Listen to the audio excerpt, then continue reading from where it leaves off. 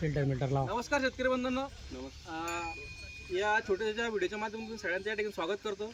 आज आपण आलो गाव भोंडण, तालुका पारोळा, जिल्हा जळगाव. तर भोंडण गावामध्ये आपण जे की आपलं पायनर कंपनीचं रब्बी हंगामाचं वाण P3566 आणि P3319 या वाणावरती आपण ड्रोनद्वारे फवारणीचं प्रात्यक्षिक या ठिकाणी गावातील शेतकरी बंधूंना करून दाखवलेलं आहे.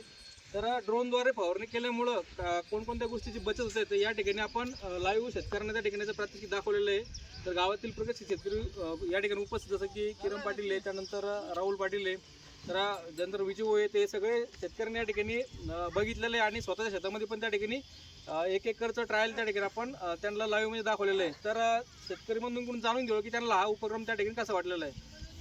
नमस्कार शेतकरी मित्रांनो, माझं नाव राहुल जीवन पाटील.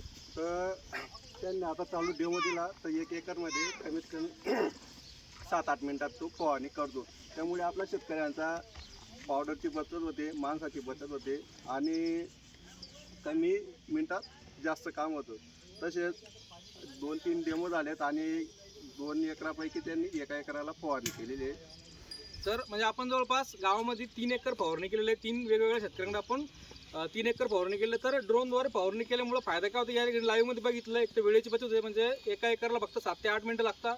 त्यानंतर 1 एकरला फक्त 10 लिटर पाणी त्या ठिकाणी लागतं आहे आणि कुठल्या प्रकारचं म्हणजे मानवी जीवनास कुठल्या प्रकारचं हानिकारक या ठिकाणी होत नाही, कारण तुम्ही एका ठिकाणी उभारून हा 1 एकरचा स्प्रे करू शकता आणि पाण्याची बचत होते त्या ठिकाणी. या 2-3 गोष्टीमुळं इथून पुढं ड्रोन स्प्रे आपल्याला आपल्या शेतकऱ्यांच्या जीवनामध्ये त्या ठिकाणी नवीन क्रांती नक्कीच आणेल त्या ठिकाणी. आणि या सगळ्या गोष्टीमुळंच शेतकऱ्याचं उत्पन्न त्या ठिकाणी वाढण्यास मदत होणार आहे, कारण वेळेची बचत, पाण्याची बचत, त्यानंतर तुमचा मजुरीचा खर्च, या सगळ्या गोष्टी आणि जे की तुम्हाला औषधी लागणार ते पण कमी प्रमाणात लागतं त्या ठिकाणी.